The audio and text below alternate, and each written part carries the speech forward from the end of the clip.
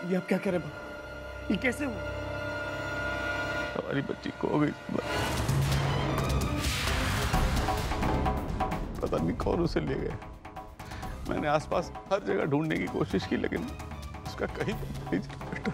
एक माँ के साथ इतना बेहुदा मजाक मत कीजिए पापा जी, प्लीज। मैं अपनी बच्ची के बगैर नहीं जी सकती। अरे क्या क्या नहीं किया मैंने उसके लिए। आप सबके सामने अपने आप को गिरा, अपने पति से झूठ बोला, सिर्फ इसलिए कि मेरी गोद भर जाए। और आपने मेरी आज कोख उजाड़ दी पापा जी। मैंने कोई जानबूझ के तो जानबूझ के हो या गलती से, लेकिन आज आपकी लापरवाही की वजह से मेरी बेटी मुझसे दूर हो गई। अगर मेरी बच्ची को कुछ हुआ तो मैं अपनी जान ले लूंगी।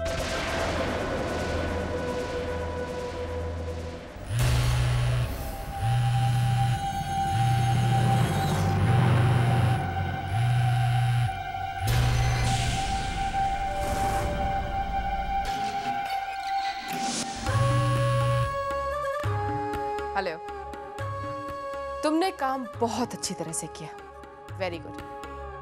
अब बस उस बच्ची को जाकर किसी अनाथ आश्रम में डाला।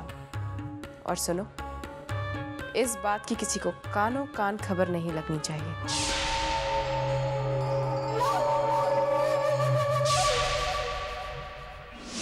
अगर आप निकिता के साथ होते तो क्या वो खो सकती? सबका जिम्मेदार आप हैं। जब आप बच्ची संभाल नहीं सकते तो क्यों जिद करके मेरी निकिता को अपने साथ ले गए पापा जी? मेरी फूल सी बच्ची। सच कहते हैं, माँ बाप से बढ़कर अपने बच्चों को कोई प्यार नहीं कर सकता। अपनी बच्ची ना होते हुए भी माँ से बढ़कर प्यार किया मैंने उसे।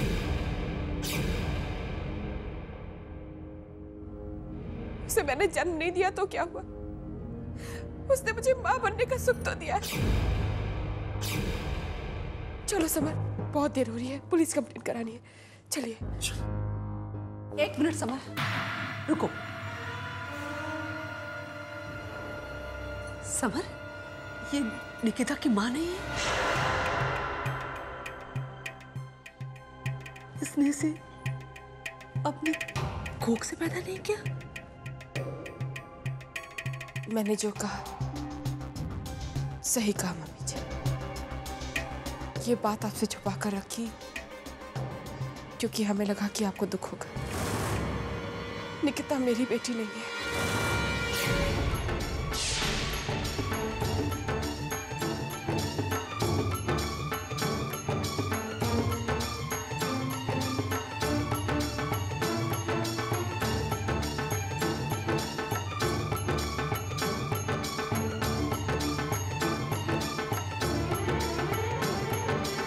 इसलिए मैंने एक मजबूर औरत से उसका बच्चा लेकर उसे अपने बच्चे की तरह पाला।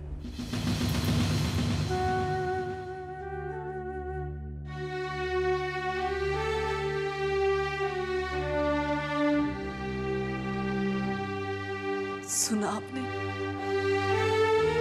कावेरी ने दूसरे की संतान को अपना बनाकर पाला, और आपने क्या किया? एक माँ की गोद सूनी कर दी। रहने दीजिए मम्मी। जब पापा को अपनी जिम्मेदारियों का एहसास नहीं तो ये नौबत तो आनी थी। अब तो पुलिस ही हमारी बेटी को ढूंढ सके। चलो।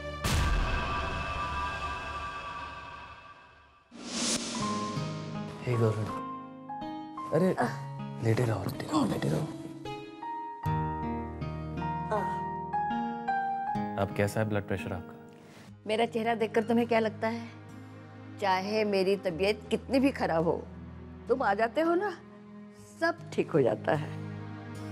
एक बात पूछूं बेटा, तुम सबका हालचाल पूछते हो मगर अपने बारे में कभी कुछ नहीं बताया।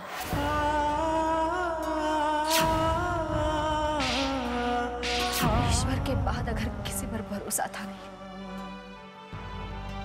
तो वो तुम थे। नफरत है मुझे तुमसे नहीं। समझी, अनजाने में कोई भूल हो गई होगी। शायद ये उसी का प्रायश्चित है ना बेटा?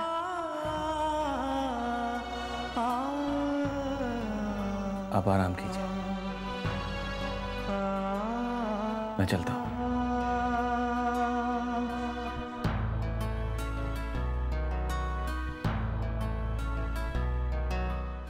ये आप क्या कह रही हैं doctor? Are you sure? Yes Nishi. अरे डॉक्टर निशी कहाँ है? जी वार्ड नंबर 7। थैंक्स। ये पेशेंट मेरे लिए एक अजनबी है, लेकिन पता नहीं क्यों ऐसा लगता है कि हम दोनों एक ही दर्द के धागों से जुड़े हुए हैं।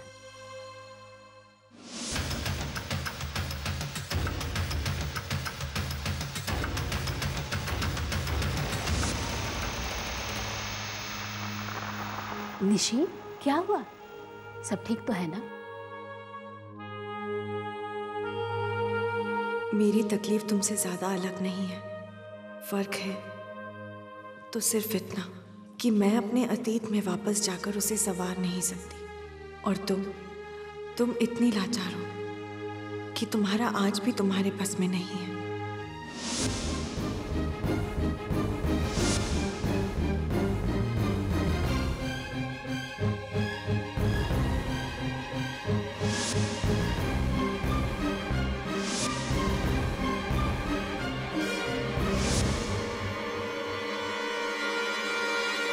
अरे कहाँ थी तुम?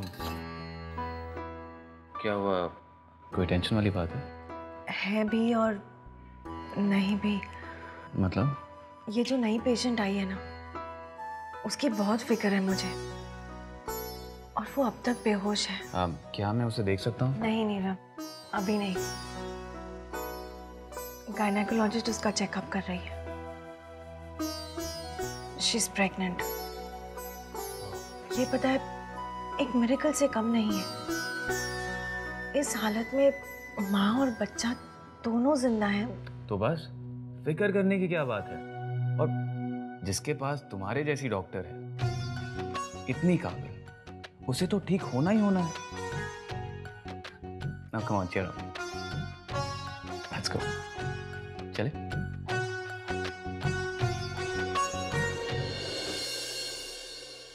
आपको किसी पर शक है? जी नहीं। किसी से कोई दुश्मनी? जी नहीं। बच्चे की तस्वीर लाए हैं आप? ये लीजिए। इंस्पेक्टर साहब, आप प्लीज मेरी बच्ची को ढूंढ दीजिए। आप बेफिक्र रहिए। लेकिन ये हादसा हुआ कैसे? जब उसे अगवा किया गया, कहाँ थी आपकी बेटी?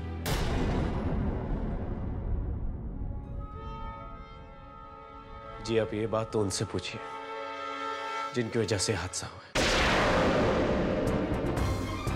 वो मेरी बेटी को बाहर घुमाने ले गए थे, और उनकी जरा सी नासमझी ने मेरी बेटी को हमेशा के लिए मुझसे दूर कर दिया। बताइए नरपत जी, जब आप बच्ची को लेकर बाहर गए तो क्या हुआ?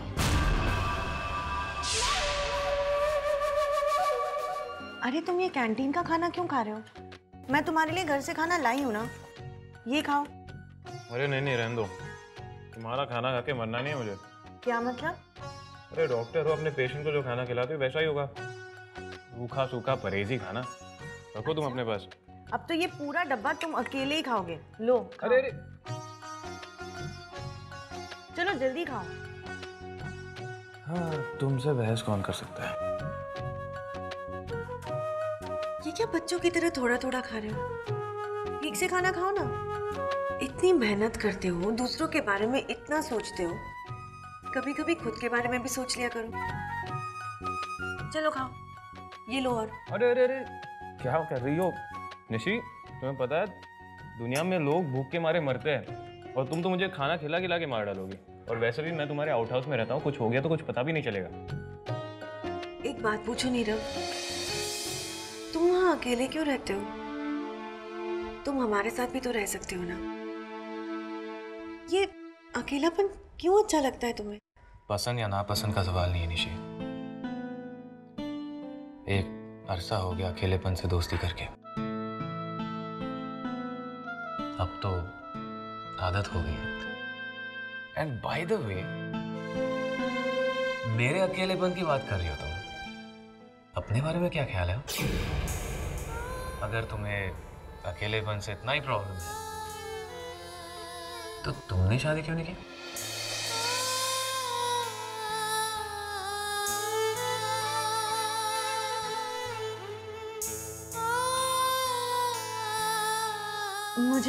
मुझे एक पेशेंट को अटेंड करना है, मैं निकलती हूँ।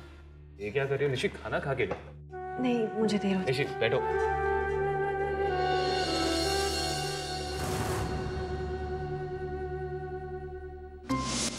नहीं नहीं काका साहब, शिकायत की कोई बात नहीं।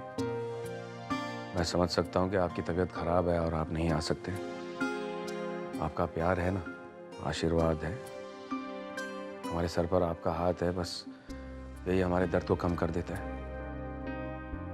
मैं तो बस यही कहूँगा कि अगर आपकी तबीयत खराब है तो इतना लंबा सफ़र तय करना आपके लिए ठीक नहीं है।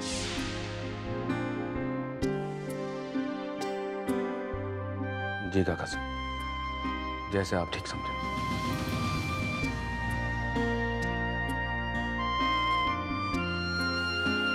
काका साहब कुछ ही दिनों में इंडिया आ रहे हैं, वो यहीं सेटल होना चाहते हैं।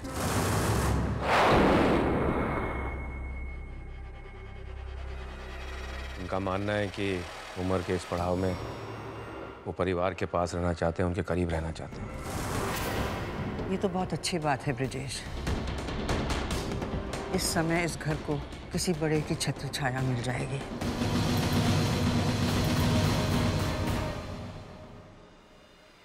वो यहाँ आ रहे हैं, तब तो हमें यहाँ से जाना होगा।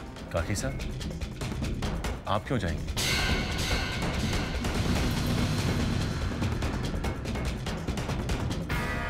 नाहर बेटा, तुम्हारे काका साहब को हमारे नाम तक से नफरत है, और फिर वो यहाँ रहेंगे तो हम यहाँ नहीं रह पाएंगे।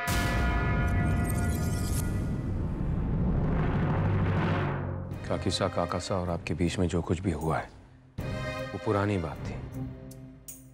मैं मानता हूं कि काका साहब थोड़े से स्ट्रिक्ट हैं, लेकिन पत्थर दिल इंसान तो नहीं है ना, और आपसे उनकी नाराजगी हम सबको लेकर हुई थी। लेकिन अब हम सब ने सब कुछ भुलाकर आपको अपना लिया है, आप हम लोगों के साथ रह रही हैं, तो मेरे ख्याल से काका साहब को कोई नाराजगी नहीं होगी। जी हाँ काकी साहब, आपको कहीं जाने की कोई जरूरत नहीं है। मुझे यकीन है कि काका साहब को जरूर माफ कर देंगे। तुम लोग जैसा सोचते हो वैसा नहीं है। काकी साहब, आप फिक्र मत कीजिए, हम सब हैं ना आपके साथ। क्यों भाभू? हाँ काकी साहब, ये सब ठीक कह रहे हैं। ये आपका घर है, आपको यहीं रहना चाहिए।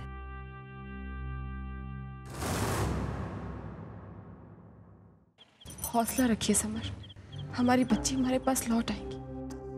हमारा प्यार, हमारी दुआएं उसे हमारे पास ले आएंगे। अगर आप इस तरह से दुखी होकर बैठ जाएंगे तो फिर हम अपनी बच्ची को कैसे ढूंढ पाएंगे? जब किस्मत रूठ जाती है समर, तो मुसीबत हर तरफ से हमें घेर लेती। हमें इस बुरे वक्त को एक साथ सहना होगा। हमारा दुख एक है, हमारे आंसू एक है। समर प्लीज आप परेशान मत होइए। अच्छा मेरी तरफ देखिए, मेरे लिए कितना मुश्किल होगा एक माँ होकर अपनी बच्ची के बगैर एक सांस भी लेना। चलिए समर, कुछ खा लीजिए। मुझे भूख नहीं है। सुबह से आपने कुछ नहीं खाया समर, ऐसा कब तक चलेगा? ऐसे तो तबीयत खराब हो जाएगी आपकी। समर बेटा, कावेरी ठीक कह रही है, अपने मन को समझाओ। खाना पीना छोड़ने से कुछ नहीं होगा बेटा। आओ चलो मेरे साथ।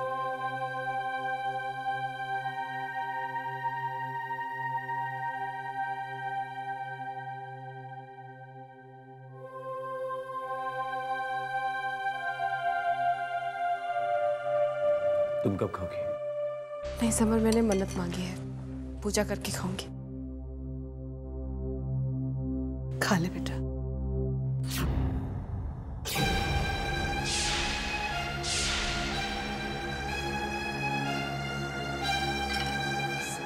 समर, समर बेटा। वो मुझसे नाराज है अंबिका, मैं उसे जाके मनाता हूँ।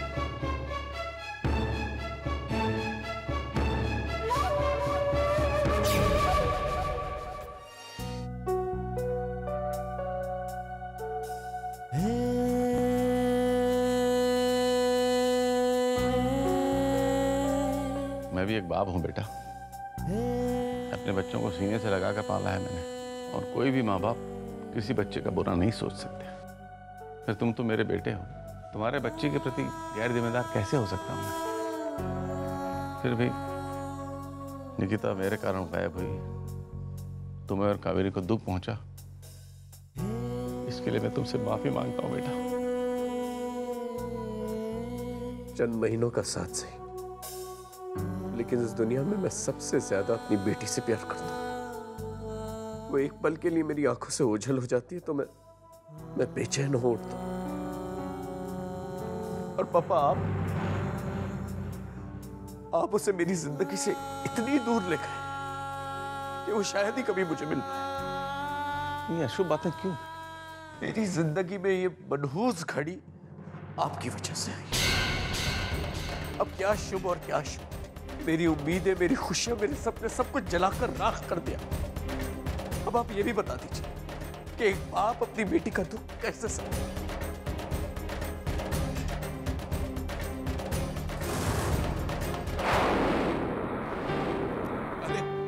आओ आओ यंग मैन।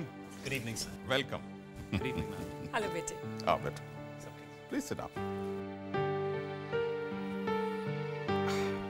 सर आपका ऑर्डर मिलते ही मैं तुरंत चला आया। बताइए क्या काम? So nice of you. दरअसल बेटे हम तुमसे एक बहुत इंपॉर्टेंट बात करना चाहते हैं। एक्चुअली हम दोनों कुछ मांगना चाहते हैं तुमसे। सर अब ये कहकर मुझे आप शर्मिंदा करें, ये जिंदगी आप ही की तो अमानत है। उस एक्सीडेंट के बाद शायद मैं सड़क पर ही दम तोड़ देता अगर आप मुझे आर्मी हॉस्पिटल ना ले जाते। सर आपके लिए तो ये जान हाजिर है। आप सिर्फ हुक्म दीजिए। बेटे मैं तुम्हें कुछ दिखाना चाहता हूं।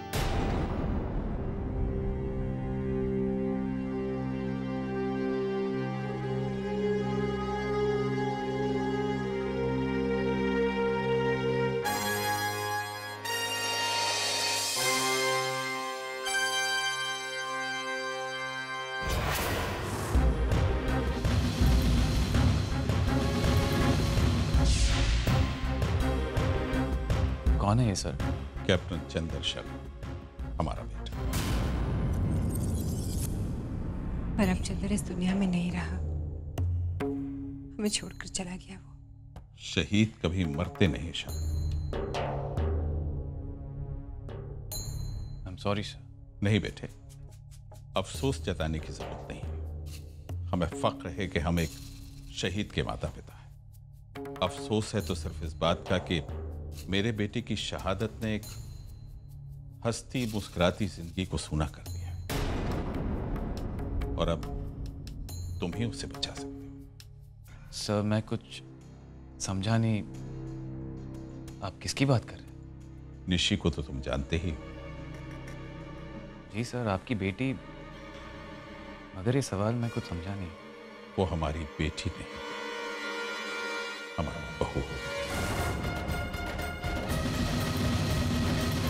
हमारे शहीद बेटे चंदर की बेटी। अब निशी हमारी बहू नहीं, बेटी बन गई।